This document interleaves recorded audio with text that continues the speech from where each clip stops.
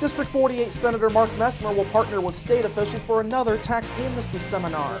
We'll tell you more about that, plus more on the impact of Stellar Communities projects on Huntingburg's tax rate, and Christine Golden tells us what's happening at the Jasper Library tonight on Informed. All of that and much more is up next here on the 18 WJTS News.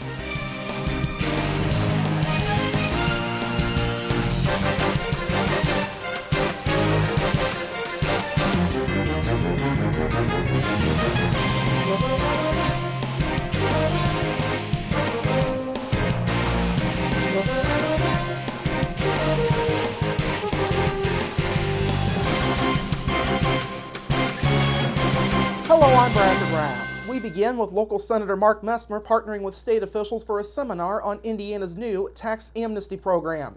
Messmer is partnering with the Indiana Department of Revenue to bring the seminar to Jasper this upcoming Monday night, October 12th. The seminar will run from 6 to 7 p.m. in room 230 at the Center for Technology, Innovation, and Manufacturing at BUJC. Registration for the event is not required. Tax Amnesty 2015 is a limited time opportunity for both individuals and businesses to pay past due taxes free of penalty, interest, and collection fees. All tax types managed by the Indiana Department of Revenue for periods ending prior to January 1st of 2013 are eligible for the program.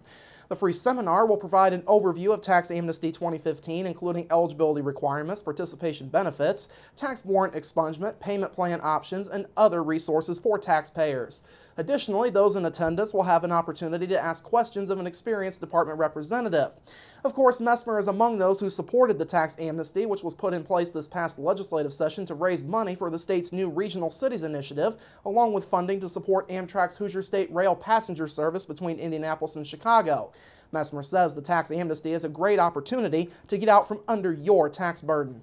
Taxpayers who have failed to file or who have underreported their tax liabilities will have the opportunity to file the appropriate tax returns and pay the base tax during Tax Amnesty 2015.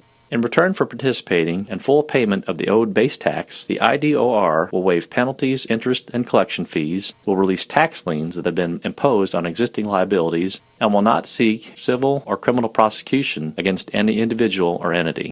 For a complete list of scheduled Tax Amnesty 2015 seminars, you can go to in.gov/DOR.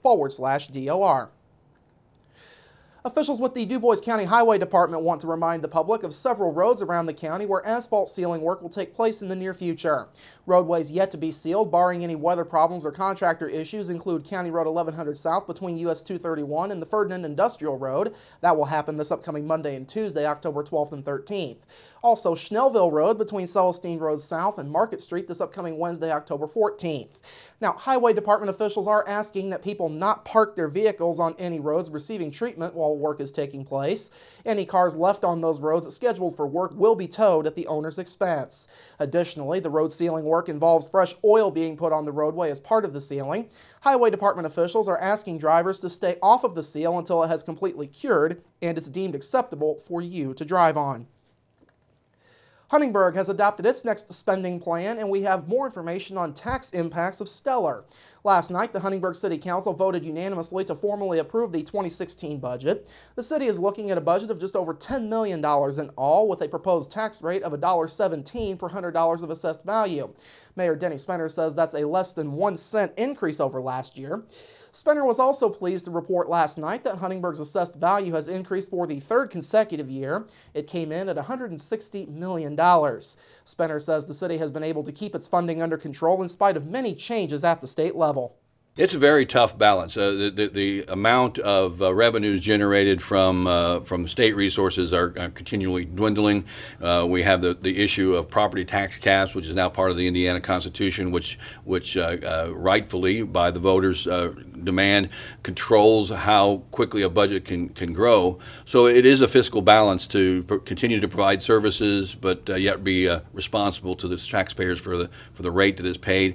And I think this council has done an excellent job of hitting that mark.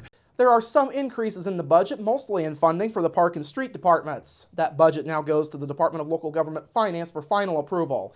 Now, mentioning the Stellar part, Spenner did provide a few updates on Stellar Communities projects last night. He told the council that Taylor Siefker Williams Design Group of Indianapolis has been chosen as the design and engineering firm for the Market Street Park project. Spenner also stated that project is expected to get underway this upcoming spring. Also, the council approved a committee to review 5 proposals for design and engineering work on the 4th Street Heritage Trail. Spenter says construction on that project will start in 2017.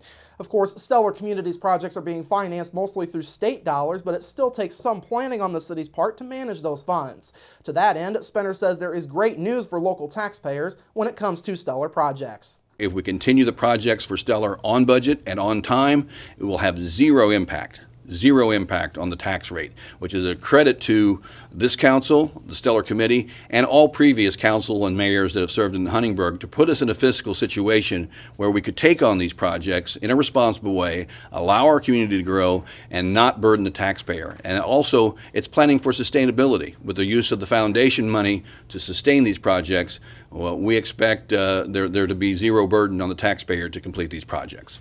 On a final note, last night marked the first council meeting for Jeff Bounds. Bounds replaced Alex Blackgrove in the District 2 council seat after Blackgrove moved out of the district, thus he had to resign. The DuBois County Community Foundation says local donors have helped the foundation successfully raise more than $1 million for local charities. Through Giving Indiana Funds for Tomorrow 6, which is an initiative of Lilly Endowment, donors have given more than $500,000 to fully capture an eligible $500,000 of matching funds.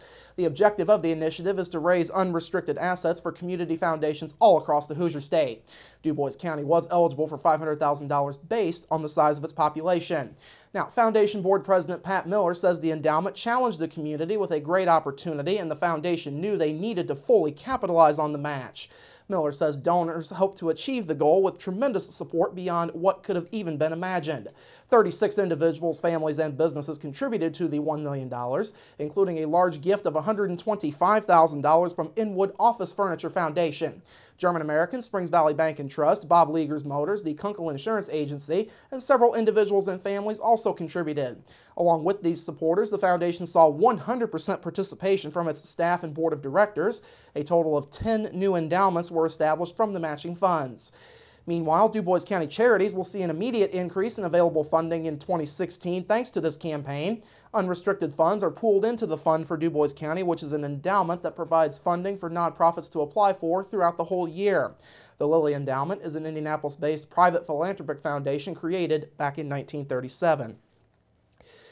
DuBois County Emerging Leaders will soon open up applications for its yearly grant cycle. This year is the 5th year for grants to come from DuBois County Emerging Leaders. Any 501c3 nonprofit in DuBois County is eligible to submit a nomination online. The nomination period gets underway on Monday and will run through Friday, October 30th. Now, Emerging Leaders have also announced this year's Giving Party. The event, which is the year-end event, will be held on Thursday, November 12th at 6 p.m. at Hedinger Beverage in Jasper. The party will be a chance for you to hear more about nonprofits in the community, and you will be able to vote on who gets the grant. In previous years, recipients have received a $5,000 grant from the group. For more information on Emerging Leaders, you can go online to elgiving.org. And finally tonight, the Ohio River Bridge between Milton, Kentucky and Madison, Indiana has picked up another award. The bridge attracted attention when it was slid laterally into place from temporary piers onto refurbished permanent piers in April of last year. Kentucky and Indiana transportation officials said in a news release that the bridge received the American Public Works Association State Chapter Award in the bridge competition held yesterday in Louisville. The bridge is the longest in North America at 2,428 feet to be slid laterally into place. It is 40 feet wide and has 12-foot lanes and 8-foot shoulders, making it twice as wide as the original 1929 structure. There is also a 5-foot wide cantilevered pedestrian walkway. The bridge previously won an award from the Southern Association of State Highway and Transportation Officials for its innovation. All right, coming up after the break, your weekend forecast, and Christine Golden updates us on what's happening at the Jasper Library. We're back after this.